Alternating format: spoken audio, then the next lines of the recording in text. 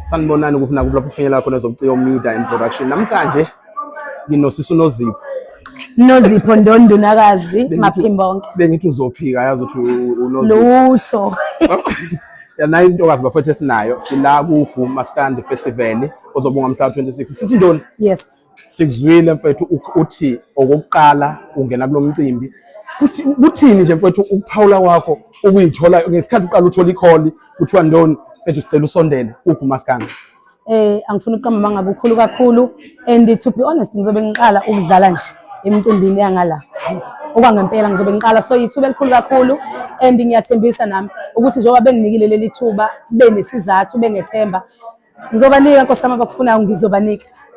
uNdoni ufike emculweni ngicabanga ukuthi it was 2018 19 emuva 2014 yes kwaku 2014 efika ngogoalkeeper goalkeeper ngoma yakho qala goalkeeper no goalkeeper number 3 goalkeeper ningaze ngawo ngoba bese ngishaya indondo yes mananga ngafika ngesibondwe sayeka yes yalandela lapho amamenemene waseboko kwabo goalkeeper ke ngase ngiqala ngifika azongidida ke kukhulu ngoba isikole sengoma kwaba basonke abadlula ingoma kwaba ibaby shower kwazoba boshiwe insizwa iboshiwe insizwa ube isingile okay kwazoba yipi le kade ngiyikhipha ngikhipha EP manje angifani album yes but I think khona engishiya ukugcina kwakho ukukhipha ialbum nokuvalelisa ibaby shower wagcina ibaby shower emva kwalokho wasulokhu sithi iqetheke inhloso yakho yini vele ngalezi iqethe mfethu mina ngifisa ukukhula ngidedele abanye abantu emculweni and kuyangijabulisa ukuthi bafundile kade silontsha ikhampani kaSaliwa sizoyilontsha nikagizile why ngifuna bonke bebe namakhampani it's because angizugugela emculweni ngihlezi ngusho ngiyafisa ukuthi nami ngiphathe amanye amabhizinisi njengomuntu wesifazane ngiyafisa ukuthi ngelilanga ngibalo njengabanye abantu besifazane abasebenze kanzima abasebalazweni so emculweni mfethu kungenzeka ngelinye ilanga mhlawumbe kuthiwa ngiyovusa omunye umuzi so uthola ukuthi uzofika ethi ubaba akafuni ngicula ngikulindele lokho ngoba ngibe sengiphila umthetho wakuleyo ndawo so njengamanje angibe ngizakho ukuthi uma ngathiwa ngihlala nomuntu ongawuthanda umculo yini engizobe nginayo eceleni beside lokho bafo umculo on and off akuhlezi kunemicimbi ayihlezi ikhokha ngesikhathi so kuyadinga ukuthi ube nento eseceleni so ialbum esikhathini samanje mina ngokwami ayingisebenzeli angisho ukuthi ngeke ngiyikhiphe ngisazoyikhipha ngiphinde ngithi EP ngithi kuzoya ngesikhathi uma ngibona isikhathi but since sibaningi ecompany ngifike ngibuka ithuba ukuthi angikhiphe ingoma ezingakho because ialbum idinga isikhathi eside use studio which is into engenayo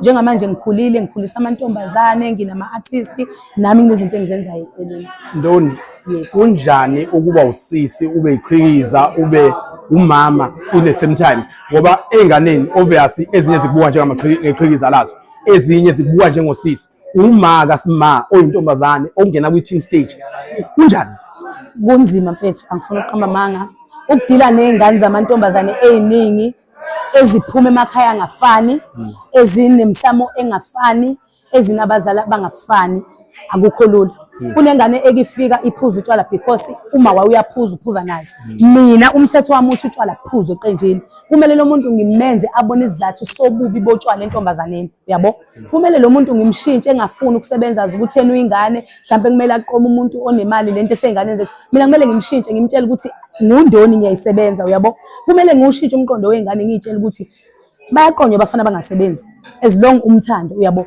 so akukho lula ukubona uSimanga obusho ukuthi nginengane entombazane abafana uyabazi bayagadla bayashela kumina akukho lula but ekugcineni kosuku mina ngibe umzali ingane ngiyitshela iqiniso ngoba nami ngatshela iqiniso umuntu kulele kuyena yabo asikhulume ngogandaganda intombi njengamanje akekho umuntu ongahalela ukuthi ingane kubibe ngangogandaganda noma ugandaganda ngamiyala kodwa ekugcineni isinqumo esikagandaganda so akukho lula nami ngihlezi ngibamba umoya ukuthi lezi ingane engikhulisayo at least ayingaphumi kami and ngifuna ukubonga kuzo zonke insizwe ezitheza shaya enganeni engikhulisayo kunengane engasayiboni lapha eqenjini abafana mfethu bangenzelile iqiniso ingane bayilobola bacela ukuthi sicela ukubamisa ngase ngideda ngoba mina sengiwenzile wami umsebenzi yes hey mfethu wangishiya ngikheqile kodwa ngisenayo imibuzo eminingi sisi Ndoni wena umuntu osomabhizinisi umuntu owumculi uyimanage kanjani lezi zinto zombili ukuthi uyinikeze isikhathi sazo ukwazi ukuphila umuntu oyi-content creator konke lezi zinto uyimanage kanjani ukuze ukwazi ukuthi omunye umuntu kufike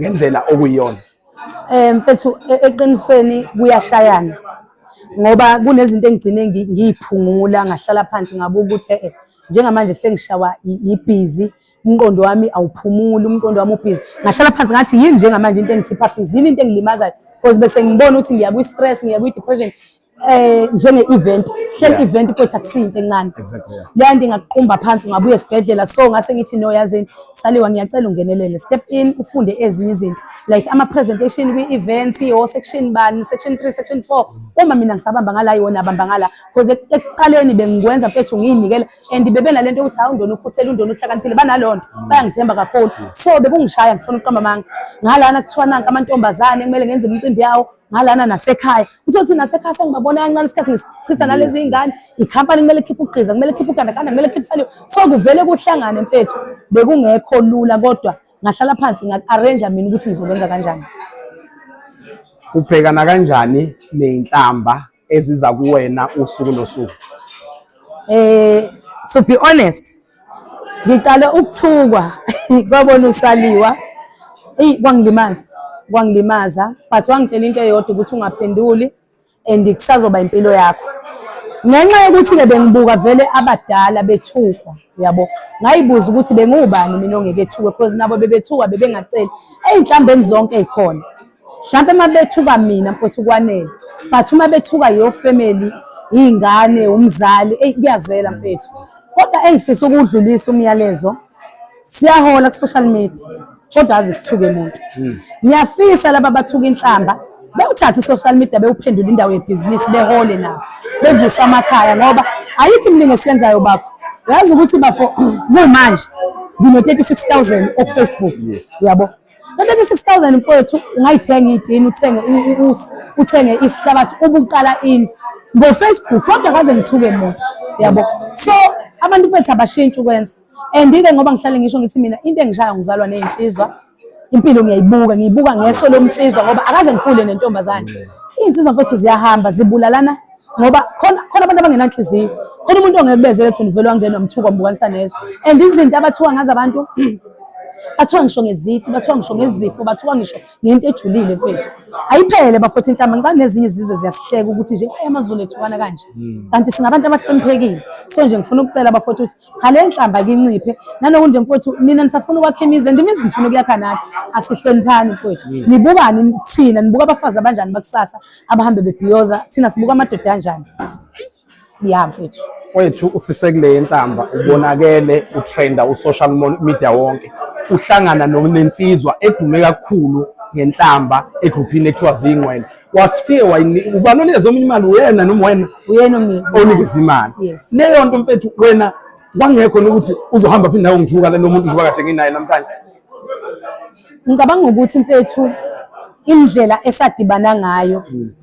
akufikanga kumina umculi wafika umhelo wokuba umzali ngoba kwaba nento ethi lengane wayiba budedengu ayikwazi ukuthuka abantu iphinde izoba public as if yenza kahle emphakathini so kwanento ethi-ke let me discipline him instead of ukuba rude kuyena uyabo ngifuna ukuthi kubo bonke abantu leya mfana abathukile umfokaMthembu ngoba uthembisile ukuthi uzoshintsha bexole siqale kabusha sonke and ngiyacela emajongweni bafowethu inhlamba yehliseni ngiyafisa umfokaMthembu ashintshe nje ngikhulume kakhulu naye sekuyoba kuyena ngoba singcwabile phela insizwa ngenxa yakhe ukusukela ezinye insizwa mina into engiye ngisho futhi insizwa zesabani ziyahloniphana ya insizwa nje ayihloniphane futhi asiphileni sincokole siye ukudicilelana phansi sesiyehla sesibheka ngakithi Friday siyabadumisela laba bangala njengamanje mfethu umkhetha kanjani umuntu ozosebenza naye ingoma noma asiqale la uNdoni before abhala ingoma yini ayibukayo uthatha siphi step ukuthi ngizobhala le ngoma ngifuna ifike kanje kubantu abese ekhetha umuntu azomfeatureisha kuleyo ngoma emva kokuthi featureisha emva kwefeat imthatha imbuzo abese ephinda ethatha leyo ngoma kuba yona mhlambe ayiphushayo afisa ingene ey'ndlebeni zabantu. Mina okokuqala ngizokusho bafo angiculi ngokwesitayela ukuthi njengamanje kumele ucula ingoma wenzele uTikTok ama-sound nama-video because I know ukuthi kunomuntu osejele olimele oboshelwe into angayazi odinga mina eziciko ngimphilise. I know kunomuntu nje manje osesibhedlela oselahla ithemba ophethwe yicancer odinga mina ukuthi ngimphilise. So angizukusuka kushuni wami ngizocula leyo nto leyo. Uma ngiya kwi-feature mina ingoma ngiyizwa mina ngiyicula ngivele ngithathe ngoba kuthiwa okay njengamanje ubani uyatrend uzokushaya mina nje bafo mhlawumbe umuntu uyanginaka kaze ngibe umuntu onqenqa lento yamamiliyoni because ngiyacula ngishiye kanjalo ngibe busy nezinye izinto but inhle futhi iyasebenza futhi ikhona nasekhampanini yabo. But nje mfethu uma uzothatha i-feature mbuke phela umuntu ukuthi imfanele leyo ngoma ngokwezi nangokwe-beat kuze kungathiwa umuntu ufike wona ingoma ngoba wena uvele uzokuthiwa uma ungathatha usale uyatrend no asilande umuntu ofanelwe leyo ngoma. Yilokho mina engikwenzayo. Uyazi thina enze ukuthi ngikubuze lena? Yes. Ngikuzwe kunomdumazi man. Into enze nomdumazi. Angithi ushameni mfowethu ngiyabaza abantu abadla shameni bese ngiyibuka nanokuthi unyaka nonyaka kumele kube nento entsha eniyeza abantu besebazi kushameni ngihamba noSaliwe. No ake ngimiyeke uSaliwe abantu sebemjwayele ngiqhamuke nenye into entsha ngoba akusuyedwa uSaliwe ocula ushuni kaShameni. Yes. Ziboshiwe insizwa kanti ngalo yaminyaka ngicabanga ngaphambi kwalo sike sathi ukukhulumela amadoda. Esekhumbula leyo ngoma. Ilungelo lamadoda. Likuphi lapho ngoba emva kokuba ucula leya ngoma amadoda amaningi athi ukushintsha amanye akwazi ukukhuluma ngoba engakwazi ukukhuluma. Namanje ngiyafisa ukuphinde ngiyikhiphe leya ngoma abantu besisa mfowethu ilungelo abanabo and kubhlungu ukubabona belimala bengazi bazokhuluma kobani. Kubhlungu futhi ukubona bezitshwa ngoba egcineni usuku ilimele insizwa zilinyazwa yithina futhi. Yabona mfowethu ayikho into ebuhlungu ukuthi insizwa ilobole kade ingathenga imoto kade ingaqoka bese mina ngijoyina isilobolile. Yabo mina I believe ukuthi insizwa uma ungasayithandi iyeke uhamba uqomenye insizwa nakudala insizwa ibiyaliwe kodwa leyo kuqomela phezulu kwensizwa akazi ibe yinhle futhi ngeke ibe yinhle. Yeah. Abondi. Abona manje angikhatha ke ndoda. Kunento yokuthi abondi angithandi ukukhuluma kakhulu. Mhlambe if unginotice angisuka umuntu wama-trend no Paula izinto nje eziphawulayo ngiyayibuka ngoba kunabantu bethu othi uyaphawula umlimazi yabo. Into nento inezizathu sayo kunomuntu emthintayo wena ucabanga ukuthi uyalapha but into engifuna ukuyicela bobhuti bethu ngiyacela besondele einganeni kubantu esibazalele ngiyacela ukuthi basondele einganeni ikakhulukazi izingane zabafana futhi ziyabadinga obaba bazi bese kuthi kulabo abangasebenzi ngiyafisa mfowethu bebambe noma imisebenzi yezandla bedayisa inhloko bengathathi ukuthi angisebenzi bese beyadela kanjalo nodadewethu ngiyacela beye kukulwa ngeingane osisi. Uma usuhlukene nensizwa kamukela ukuthi nihlukene musu ukusebenzisa ingane ukuthi ulwe nayo yabo because lento uyayilimaza ingane igane egcineni idinga ukukhuliswa. Mina ngintombazane engiyikhulisa ingane yomfana iyayimdinga umuntu wesilisa so sonke kulento siyathinteka nanokuthi ngiye ngathi uma ngikhuluma nezinsizwa kakhulu zabuza ukuthi insizwa kuyimpoqo nokuthi kube izona zodwa ezondlayo noma kumele sihlangabezane. Cha insizwa zakithi vele mina ingane emihleni nami mina obonayo into engekho nje suka ngomsombuluko kuya kulesihlanu esikoleni kodwa wena makukhona okutholile kuphose ngoba vele ingane emivuko ekseni ibuye iqhumisa ibhluke imini obonayo ngipatanisa. So siyacela kulampela abasebenza abafowethu abangazondla izathu singekho bangenelele.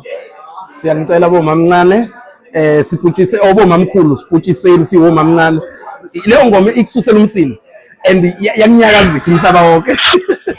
Yabo into engiyibukayo wena kumele ngikunike ithuba ngoba into engithanda ngawe awungisabi. Uyangi-interview abantu abaningi bahluleka uku-interview kanti ngomuntu esifazane oqaqekile vele so ngidinga umuntu ozongi-interview angasabi. Le ngoma ngifuna ukukhumbuza umuntu wesifazane ukuthi kulento yesithembu kulele ndodeni noma ungalwa kangakanani uma indoda isithe ifuna isithembu izosithatha ngoba kusho yona ngamandla ayo ngeke isakushintsha yabo. Sekuwukuthi wena umuntu wesifazane uyavuma uyaqhubeka noma uyaphuma ngoba ukuthi uzoyibisa isishila kusasiza vele ngoba sekutshelile usekhona umuntu ofuna ukuthi angene abe unumber 2. So bomamkhulu vulani isingene esithenjini ngoba insizwa zesithanda isithembu. Lalela sekuvuma ukuhamba kwethu uMaskandi 2026 ngomhla 26 ngoSeptember 2026 likathiwe ngabantu besifazane ngibabonela ngibona uThandeka ngabona uThandeka ngabona uNdoni ngabona uMastera ngabona Mayelobhoni ngabona uShunu wasemzini. Fethu nasi isicelo sami mina hamba niyocela nakubahleli lokhu ngiyacela ningadedelwa ninganikezwe ispace landelana nonke. Hayi muhle lo Shunu phela mina ngiyafisa ukuthi nje nilandelane nonke sibone ukuthi no man aze adlala abantu besifazane bathi kade bevalelekile. Yes ababe khona ingane zoma kodwa mawungabheka ayizibanga azilitholanga ithuba ubuyingane zoma zathola leli ithuba lamathread mhlambe ngabe zashaya amamiliyoni unyaka nonyaka isizathu sokuthi ngexolisa ukuthi ngikhuluma nabo bese ngifaka abanye. Hayi, Isizathu salokho ukuthi khumbula ingane zoma ngaso sonke isikhathi beyikhuluma ne-trend, beyikhuluma ngomongameli, Yes. so mina njengoba senilitholile niyabantu besifazane ethuba, landanani niyeke lento eniyifice endimeni yokuqedana bese niyalandana niyaqoqana bese niyashayana. Njengoba niyezona elithuba mina mkhabe ngifisa Nkosi yami ukuthi nike nidlale njengabantu besifazane. Abantu besifazane badume kabi ukuthi abahloniphani, bayazondana. Ake nisuthi icishe leyo nto, ngiyacela Ndoni. Cha mfowethu, mina ngiyathembisa ukuthi ngokwe-line-up laba abantu besifazane nje abafakiwe, hayi mfowethu ngeke kube nesikhala, kuyobe kuthule kuthe du. Indlela nje mfowethu engibone ngayo, hayi iy'ntokazi ey'namandla, iy'ntokazi eziyimiselayo. Asigedene mfowethu, asigedene. Bye sinomcimbi ngoba ngo-October thina Mhlaka 10 October iNdoni isaliwa iyabuya, abantu abaphume ngobuningi babo, amathikithi aseyatholakala bafowethu. U-DSD uzobe khona, sesiqalile samfaka omunye wethu, ngithe asiqale ngayo mfowethu ngoba sibone ukuthi u-DSD uke wathi ukushayeka waphumela futhi obala. Uma umuntu esekhalile mfowethu asimdonse ngesandla, mayisekhalile asimesula inyembezi, mayisimemezile asisabele, mayithi ngomile asimphuzise amanzi. Asikujwayele lokho singama-South Africa amahle ukuthi sibanaka abantu uma bememeza ngoba basuke sebethembele kuthina. Wethu usale kahle, siyabonga kakhulu ngesikhathi sakho. SisikaSaliwe, Bye. Umkaphakela umthakathi.